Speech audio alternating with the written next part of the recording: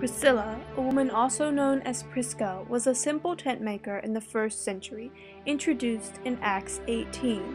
She and her husband Aquila moved to Corinth after the Jews were expelled from Rome by Emperor Claudius.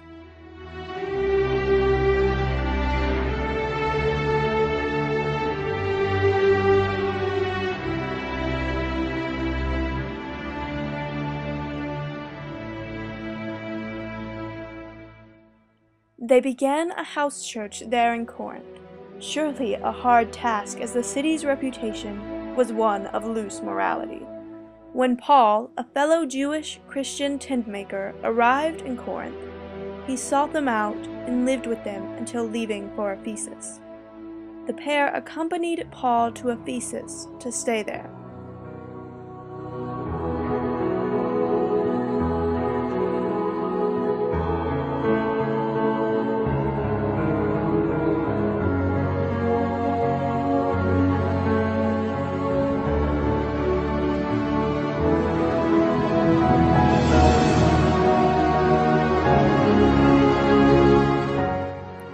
While in Ephesus, Priscilla and Aquila heard Apollos preaching in the synagogue. They invited him back to their home to explain the way of God more adequately to him. Apollos, already a man well grounded in the Word, found more of the wisdom of the truth in their teachings. Aquila and Priscilla thusly ended up running a second house church in Ephesus, and were quite good at it, if Paul's words in Corinthians are anything to go by. And they are.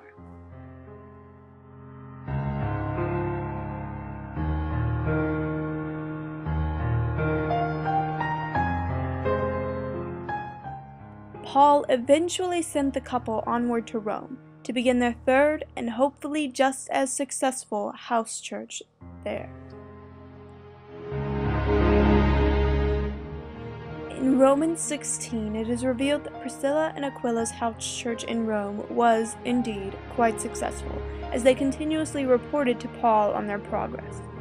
Paul also thanks the couple for risking their lives to save him, an incident not mentioned in the Bible.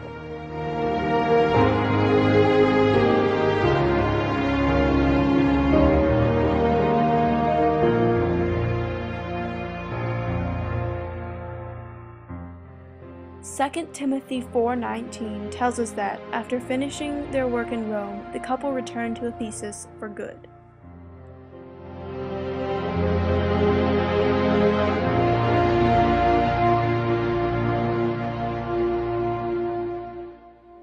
Priscilla and Aquila worked closely with Paul, but were also independent church leaders in the 1st century.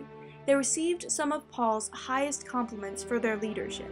Clearly, Aquila and Priscilla were two of Paul's closest and most reliable workers, playing a major role in the Gentile mission.